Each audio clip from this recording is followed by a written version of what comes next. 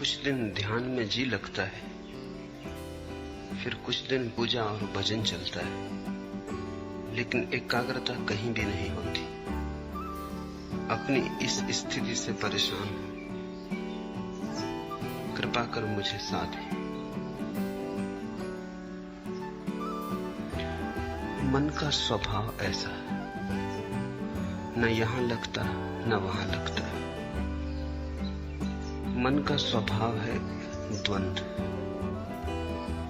जो करोगे वहीं से उछटा हुआ लगेगा, जहां हो वहां से भागा हुआ रहेगा, जहां नहीं हो वहां का रस जन्मेगा।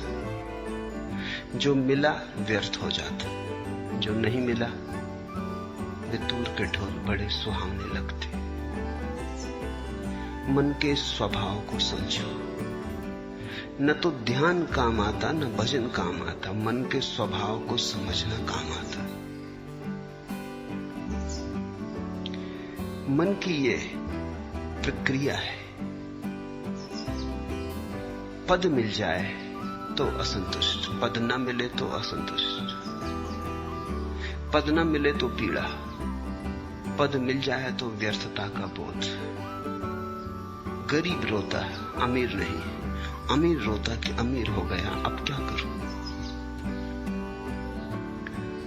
जो भी तुम्हारे पास है वो पास होने के कारण ही तो कौड़ी का हो जाता है, और जो तुमसे बहुत दूर है, दूर होने के कारण ही उसका बुलावा मालूम होता है। मन के इस आधारभूत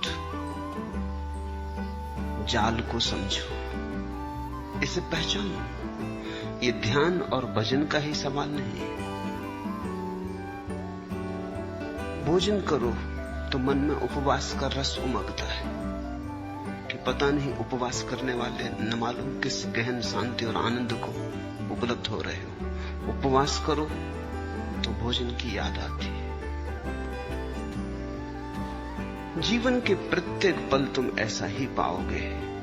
बाग में लगता नहीं, सहरा से घबराता है जी। अब कहां ले जाके बैठे ऐसे दीवाने को हम। बगीचे में बिठाओ तो लगता नहीं, मरुस्थल में ले जाओ तो घबराता है। बाग में लगता नहीं, सहरा से घबराता है जी। अब कहां ले जाके बैठे ऐसे दीवाने को हम। मन एक तरह का पागलपन है, एक तरह की विक्षिप्तता है। मन से मुक्त होना ही मुक्ति है, मन के पार होना ही स्वस्थ होना है। तो पहली तो बात, मन के इस स्वभाव को समझने की कोशिश करो। अक्सर लोग समझने की कम कोशिश करते हैं, छुटकारा पाने की ज्यादा कोशिश करते हैं, और छुटकारा बिना समझे कभी नहीं है। तो तुम्हारी आकांक्षा यह होती कैसे झंझट मिटे, लेकिन बिना समझे झंझट मिटी ही नहीं। ना समझी में झंझट है, तो तुम चाहते हो कैसे इस मन से छुटकारा हो, लेकिन पहले इसे पहचानो तो, इससे दोस्ती तो साथ हो, इससे परिचय तो बनाओ, इसके कोने कांतर तो खोजो, दिया तो जलाओ कि इसके सारे स्वभाव को तुम ठीक से देख लो। उस देखने में, उस दर्शन में, उस साक्षी भाव में ही तुम पाओगे विजय की यात्रा पूरी होने लगी। जिस दिन कोई मन को पूरा समझ लेता, उसी दिन मन विसर्जित हो जाता। जैसे सूरज के उगने पर ओस कण तिरोहित हो जाते, ऐसे ही बोध के जगने पर मन तिरोहित हो जाता। जैसे दिए के जलने पर अंधेरा नहीं पाया जाता, ऐसे समझ के, प्रज्ञा के दिए के जलने पर मन नहीं पाया जाता। तो मन से लड़ो मत। पहली बात, लड़ने का अर्थ ही ना समझिए। लड़के कभी कोई जीता? तुमने यही सुना है कि जो लड़े वो जीते। मैं तुमसे कहता हूं, लड़के कोई कभी जीता? समझ के जीत होती। लड़ने वाले तो ना समझ। लड़ोगे किससे? छायाओं से लड़ रहे हो। जैसे कोई अपनी छाया से लड़ने लगे, खींच ले तलवार, करने का लगे हमला। परिणाम क्या होगा? छाया कटेगी। परिणाम यही होगा, खुद ही थकेगा। और डर है कि छाया से लड़ने में कहीं अपने हाथ पैर न काट ले। क्रोध में, उबाल में, पागल ना हो उठे। कहीं ऐसी घड़ी ना आ जाए कि विक्षिता में अपने को ही काट ले।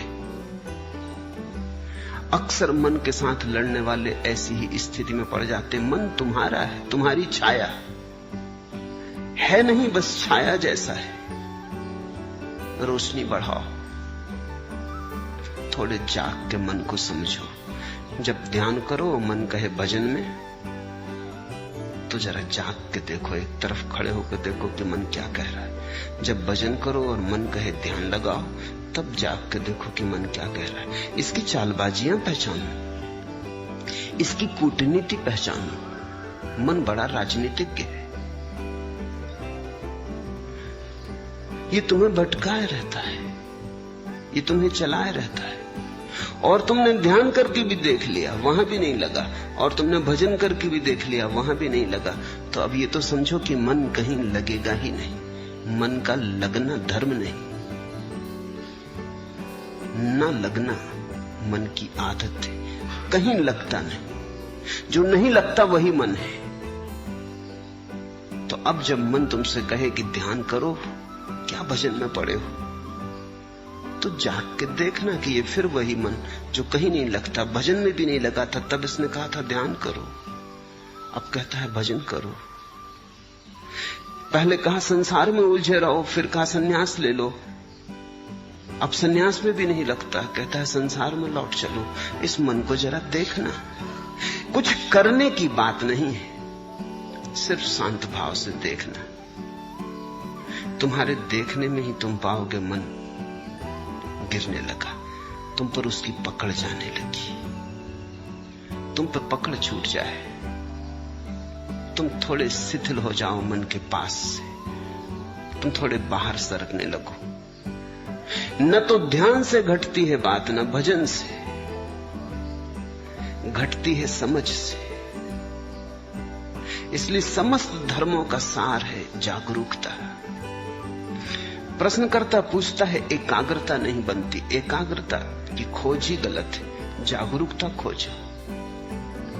एकाग्रता की खोज तो फिर मन के ही सिक्कों में फंसे। ये मन ही है जो कहता है एकाग्र बनो।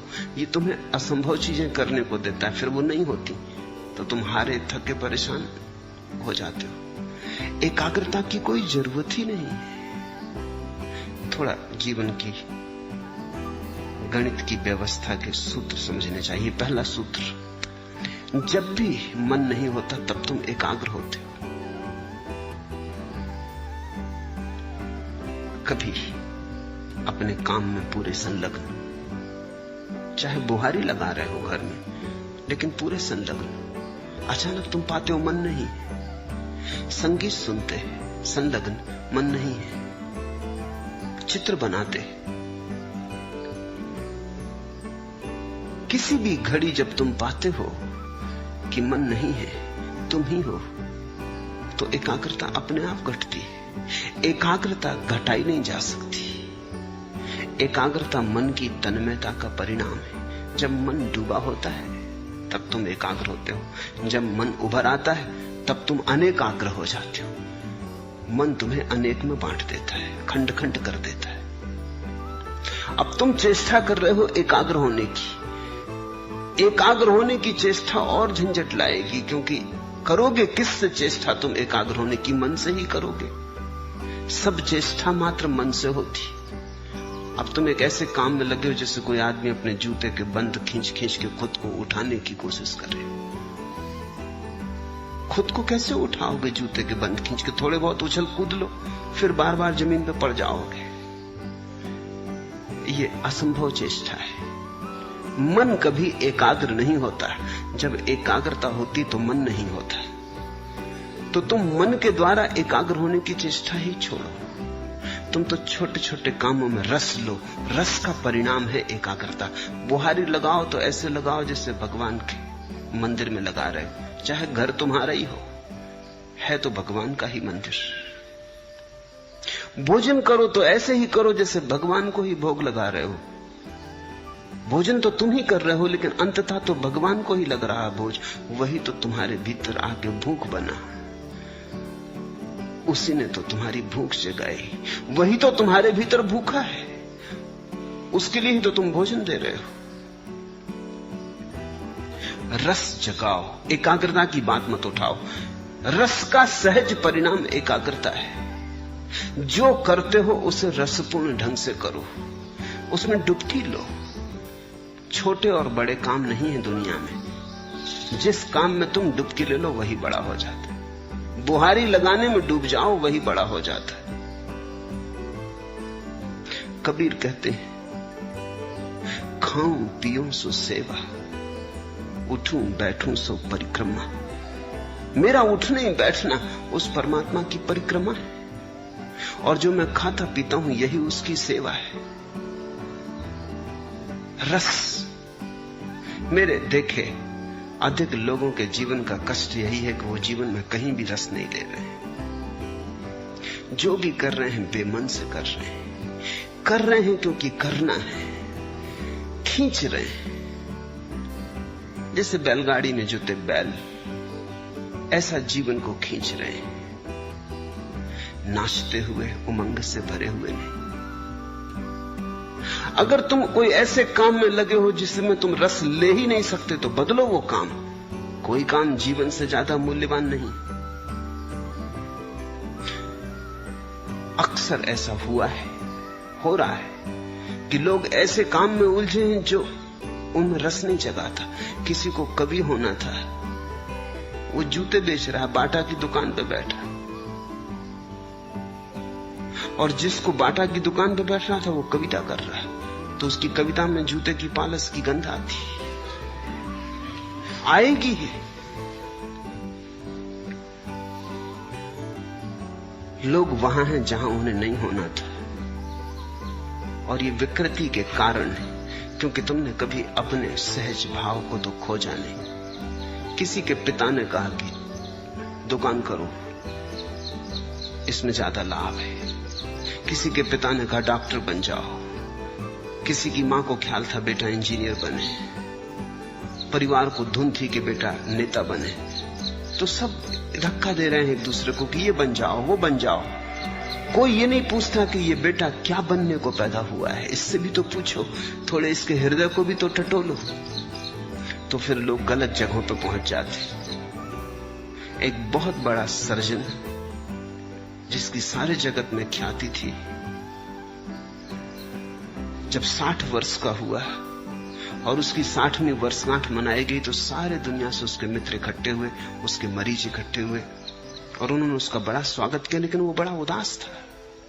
उसके स्वागत में एक नृत्य का आयोजन किया गया था। तो जब लोग नृत्य करने लगे और वो सर्जन देखता रहा तो उसकी आंख से आंसू टपकने लगे। तो उसके पास बैठे उसके मित्र ने पूछा, क्या मामला है? हम सब तुम्हारे वर्षगांठ पे इकट्ठे हुए प्रसन्नता से, ये नृत्य तुम्हारे स्वागत में होता, तुम रोते क्यों हो? तुम्हारी आंख में आंसू क्यों है? तुम किस पीड़ा से भीग गए हो? उसने आंसू पोंछ लिए। उसने कहा कि नहीं, वो कोई बात नहीं। पर मित्र ने जिद की, कहा कि क्या तुम्हें कोई जीवन में विफलता मिली? तुम जैसा सफल आदमी नहीं। तुमने जो ऑपरेशन किया सफल हुआ। तुम्हारे जैसा कुशल सर्जन दुनिया में नहीं, फिर क्या? लेकिन उसने कहा, मैं कभी सर्जन होना ही नहीं चाहता था। मेरा दिल तो एक नर्तक होने का था। आज नाच को देख के मैं रो उठा। मैं छोटा मोटा नर्तक होता, कोई मुझे ना जानता, तो भी मेरी तृप्ति होती। आज मैं दुनिया का सबसे बड़ा सर्जन, लेकिन मेरी कोई तृप्ति नहीं।